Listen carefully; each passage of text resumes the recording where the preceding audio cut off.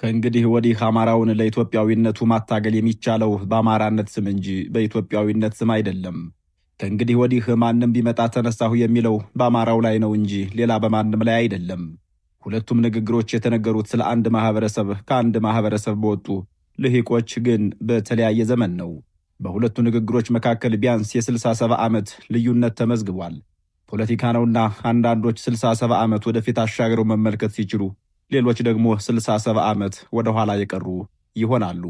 ዘፋኙም በስንኙ አንቺም ሂጂ ሂጂ ወደ ፈረንጆቹ፣ አንቺም ሂጂ ሂጂ ወደ ነጫጮቹ፣ አንቺም ሂጂ ሂጂ ወደ ዘመነኞቹ፣ ለእኛም እግዜሩ አለን ለጥቋቁሮቹ እንዳለው መሆኑ ነው።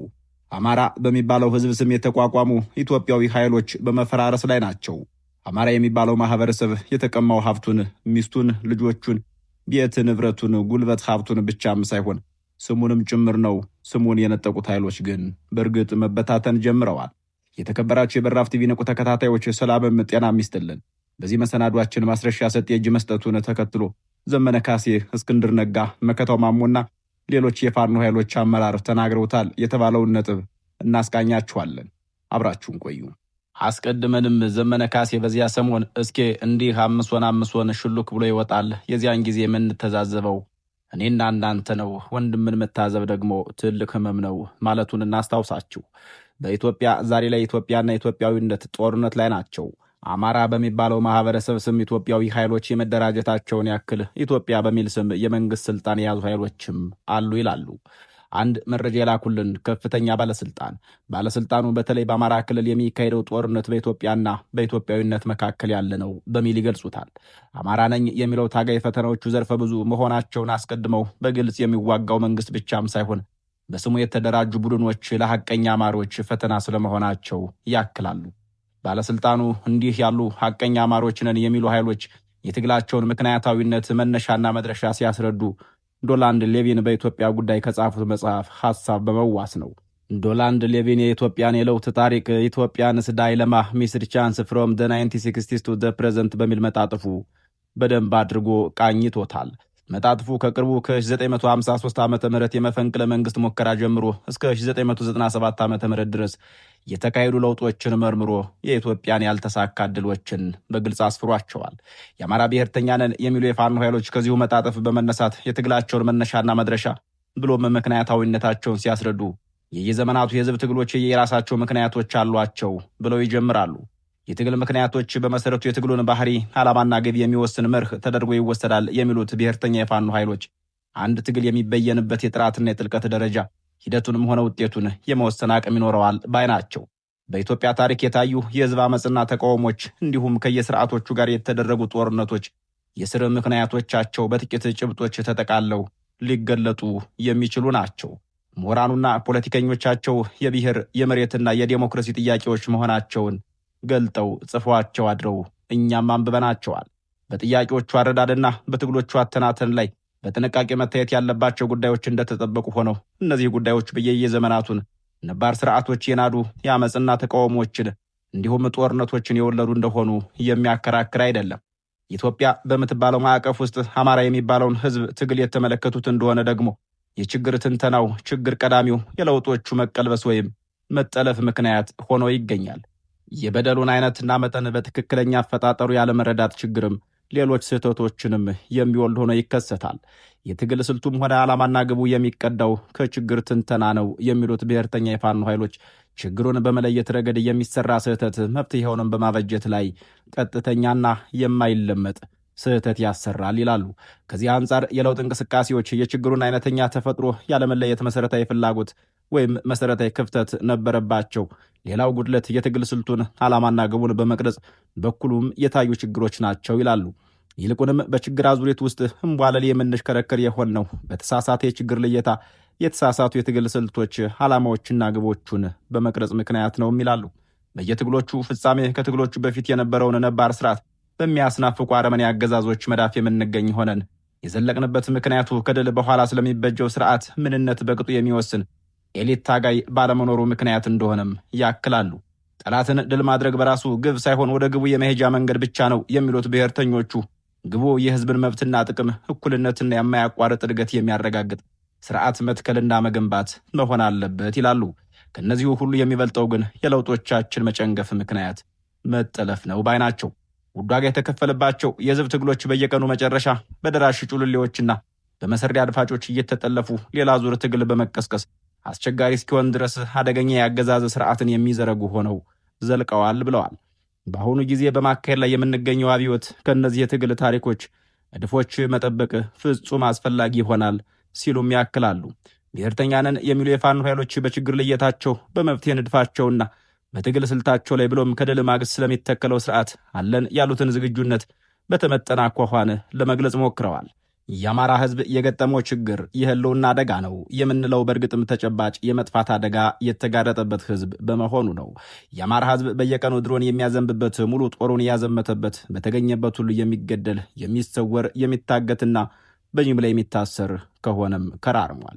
ከዚህም ባለፈ በግዳጅ አፈሳም ወደ ጦርነት የሚማገድ ከመሆኑም በላይ ማንነቱ፣ ባህሉና ወጉ እንዲሁም የፖለቲካ አስተሳሰቡ ጭምር ወንጀል የተደረገበትና የተነወረበት ህዝብ ሆኗል ይላሉ። የጠቅላይ ሚኒስትር አብይ አህመድ አሊ መንግስት አስቀድሞ የነበረውን መዋቅራዊና ስርዓታዊ በደል በአይነቱም በመጠኑም አሳድጎት የህልውና አደጋ አድርጎታል ባይ ናቸው። የአማራ ህዝብ ተጨባጭነት ባለው የመጥፋት አደጋ ውስጥ የሚገኝ ህዝብ ነው። የህልውና አደጋን በማናቸውም የህግ፣ የታሪክ፣ የነባራዊ ሁኔታ፣ የሞራል ወይም የፍልስፍና ተጠየቆች ብንመዝነው የአማራ ህዝብ በህልውና አደጋ ውስጥ መገኘቱ እርግጥ ነው በሚል እምነታቸውን አስቀምጠዋል። እውነቱ ይህ ቢሆንም የመጥፋት አደጋ ሲባል እያንዳንዱ አማራ ተገድሎ ማለቀ የሚመስላቸው ጥቂት የዋሆችና ጉዳዩን በማምታታት የገጠመንን ችግር በትክክለኛ አፈጣጠሩ ከመለየትና ለማናጠብ የሚተጉ ጥቂት ያልሆኑ መሰሪዎችም አሉ ይላሉ። የገጠመን ችግር በመሰረቱ የህልውና አደጋ ነው። ይህ ማለት ሌሎች ችግሮች የሉብንም ማለት ግን አይደለም። በመግደል ወንጀል የምትፋረደውን ወንጀለኛ በጥፊ በመምታት አትከሰውም እንደማለት ነው እንጂ የተቀሩት ሌሎች በደሎች ሁሉ ከህልውና አደጋው ያነሱ በደሎች በመሆናቸው የትግላችን ዋና ጉዳይ ህልውናችን ማስቀጠል ነው ማለት ይሆናል ይላሉ። የአማራ ህዝብ ህልውና በአስተማማኝ መልኩና በቋሚነት የሚረጋገጥበት ስርዓት መዋቅር ሲተከል ሌሎች የፖለቲካና የኢኮኖሚ ጥያቄዎቹም የሚፈቱ እንደሆነ ግንዛቤ ይያዝበታል ይሉና ለትግላቸው መነሻ ወደሆነው ምክንያት ይዘልቃሉ። በትግል ታሪክ ውስጥ የህልውና አደጋን የሚያክል ፍጹም ቅቡልነት ያለው የትግል ምክንያት የለም ይላሉ። የእኛም ትግል አይነተኛ መንስኤው የህልውና አደጋ በመሆኑ ይህንኑ አደጋ የመመከትና የመቀልበስ ትግላችን ተፈጥሯዊና ቅቡል አድርጎታልም ባይ ናቸው። የትግል ስልታቸው የትጥቅ ትግል መሆኑ ደግሞ ከሌሎች ሁኔታዎች በላይ የጠቅላይ ሚኒስትር አብይ አህመድ መንግስት የሰላማዊ ትግልን የማይቻል ከማድረጉ የሚነሳ እንደሆነ ያነሳሉ። በሰላማዊ ጥያቄዎችና አቤቱታዎች ላይ ያሳየው ንቀትና ማላገጥ ሰላማዊ የትግል አማራጮችን የማይቻል ስለማድረጉም አብራርተዋል።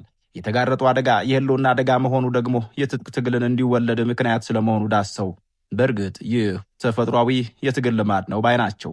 ከትግል ስልቱም አንጻር ጥቂት መሰሪዎች በሰላማዊ ትግል ስልት አስፈላጊነትና አዋጭነት አስታከው የመረጥነውን የትግል ስልት ጥያቄ ውስጥ ለማስገባት ይሞክራሉ በሚል በስማቸው የተቋቋሙትንም ሆነ ሌሎች ኃይሎችን ይወቅሳሉ። ይህ ፊት ለፊት ከተደቀነው ደረቅ እውነት ጋር የሚያጋጭ ነው የሚሉት ብሔርተኛ የፋኖ ኃይሎች አገዛዙ ለሰላማዊ ትግል የሚሆን ተፈጥሮ የሌለውና ለሰላማዊ ትግል የማይቻል መደረጉን ያለቀለት ጉዳይ ነው በሚል ደምድመውታል። ብሔርተኛ የፋኖ ኃይሎች የትግላቸውን ዓላማና ግብ በተመለከተ ሲተነትኑ ራሱን ችሎ በዝርዝር መብራራት ያለበት ቢሆንም በአጭሩ ግን የአማራን ህዝብ ለማጥፋት የታወጀውን ጦርነት መመከትና መቀልበስ ነው ይላሉ። በማከልም መልሶ በማጥቃት አገዛዙን የማስወገድ ዓላማ ያለው ሲሆን ግቡ ደግሞ የአማራ ህዝብ ህልውና በመጠበቅ መብቶቹና ጥቅሞቹ የተከበረበት ስርዓት ማቆም ነው ባይ ናቸው። የትግላችን ምክንያቶች፣ ስልቶች፣ ዓላማና ግቦችን በተመለከተ በጥራትና በጥልቀት ተተንትኖ የተወሰነ መሆኑ ግን ለምናካሄደው አብዮት ውጤታማነት ዋስትና አይሆንም ይላሉ።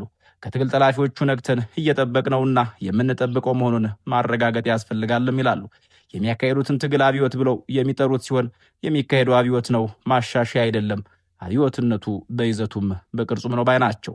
በተለይም ከአማራ ህዝብ አንጻር የህልውና አደጋ ያመጣብንን ስርዓት መዋቅር እንዲሁም አገዛዝና ለዚህ ሁሉ ምንጭ የሆነውን አስተሳሰብ ሙሉ በሙሉ የማስወገድ ተልዕኮ ያለው በመሆኑ ማሻሻያ ለውጥ ሊሆን ፈጽሞ አይችልም። ይህ ትግል አብዮት ነው ይላሉ።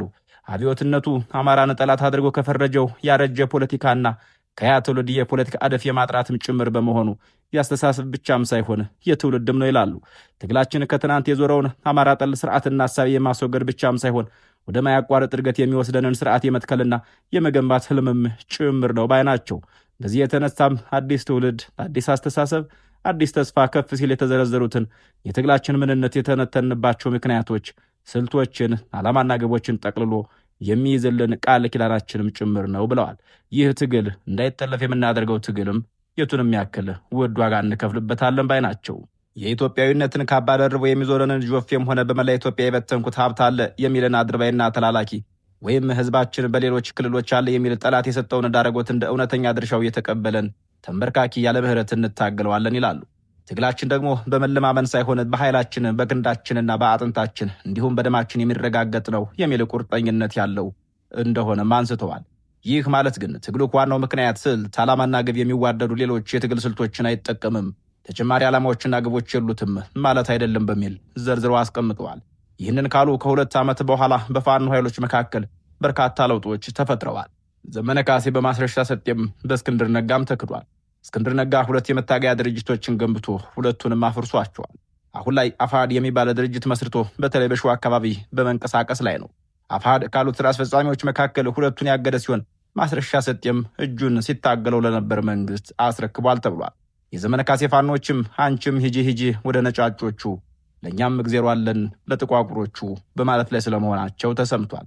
አቶ እስክንድር ነጋ በበኩላቸው ዘመነ ካሴ ከ1 ዓመት በፊት የተናገረውን ቃል አስታውሰው ፈገግ እንዳሉ የሚናገሩት አንድ ምንጭ ከእንግዲህ ወዲህ አማራውን በአማራነት ስም እንጂ በኢትዮጵያዊነት ስም ማታገል አይቻልም ስለማለታቸው ተናግረዋል። ይህ የአቶ እስክንድር ነጋ አካሄድ የዘመነ ካሴ ፋኖች አዲስ ትውልድ፣ አዲስ አስተሳሰብ፣ አዲስ ተስፋ ከሚሉት መሪ ቃላቸው ጋር ፍጹም የሚቃረን ነው። ይልቁንም ፀሐይ እንቁ ሥላሴ ከእንግዲህ ወዲህ ማንም እየመጣ ተነሳሁ የሚለው ከአማራው ላይ እንጂ ሌላ በማንም ላይ አይደለም ካሉት ጋር የሚታረቅ ሆኖ ይገኛል። ዘመነ ካሴ ባውቄ በእስክንድር ነጋና በማስረሻ ሰጤ በተከዳበት ሰሞን የተናገረውን አስታውሰን እንሰራበታለን። እስኪ በመካከላችን ገብቶ ሲበጠብጠን ከርሞ ነገ ሹልክ ብሎ ይወጣል። ያኔ እኔ እናንተ እንተዛዘባለን። ወንድምን መታዘብ ደግሞ የማይድን ቁስል ነው ማለቱ ከማይዘነጉ ንግግሮች መካከል ሲሆን ለሰሞነኛው ክስተት እየተገባ ነው። ለአሁኑ በዚህ አበቃን። ቸር ያገናኘን።